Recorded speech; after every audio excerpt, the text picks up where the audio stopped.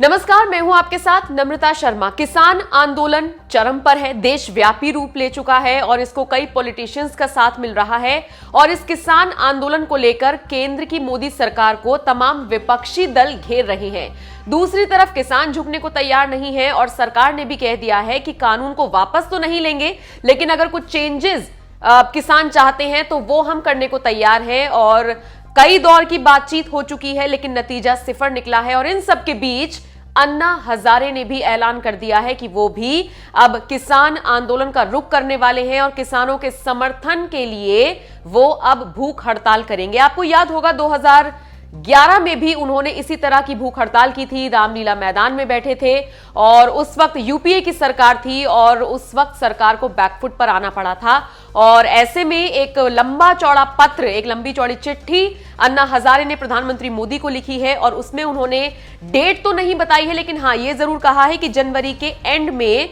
वो अपना उपवास शुरू करने जा रहे हैं। उन्होंने ये भी कहा कि वो पूरी तरीके से किसानों के समर्थन में है और जो 3 कानून लाए गए हैं उसको जो भी किसान मांग कर रहे हैं उनको माना जाए, नहीं तो वो तब तक उपवास पर बैठे रहेंगे जब तक कि सरकार बैकफुट पर नहीं आएगी। बता दें आपको,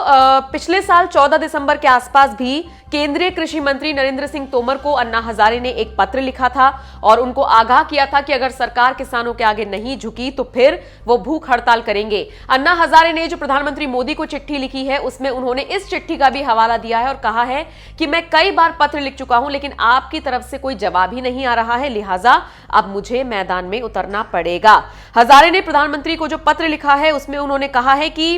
मैं अपने जीवन की अंतिम भूख हड़ताल करने जा रहा हूं, मैंने फैसला किया है और दिल्ली के रामलीला मैदान में भूख हड़ताल के लिए संबंधित प्राधिकारों से अनुमति के लिए मैंने 4 पत्र लिखे थे, लेकिन कोई भी जवाब नहीं आया, लिहाजा अब मैं मैदान में उतरने जा रहा हूं जनवरी के एंड में। इसके अलावा पत्र में उन्होंने यह भी लिखा कि जब मैं 2011 में भ्रष्टाचार रोधी मुहिम के लिए मैं बैठा था मैदान में, जब मैंने भूख हड़ताल की थी उस वक्त आपने, यानी कि बीजेपी जब विपक्ष में थी तब आपने मेरा बहुत समर्थन किया था, लेकिन अब आप सुन नहीं रहे हैं। तो इस तरह की बयानबाजी अन्ना हजारे ने उस पत्र में की है, इस तरह की बातें उन्होंने लिखी हैं। देखना होगा कब तक वो भूख हड़ताल पर बैठते हैं और सरकार अन्ना हजारे के भूख हड़ताल पर बैठने से पहले या फिर उनके बैठने के बाद क्या फैसला लेती है, ये देखना दिलचस्प होगा। इस पूरी खबर को लेकर और अन्ना हजारे के इस ऐलान को लेकर आप क्या सोचते हैं, कमेंट करके हमें जरूर बताएं।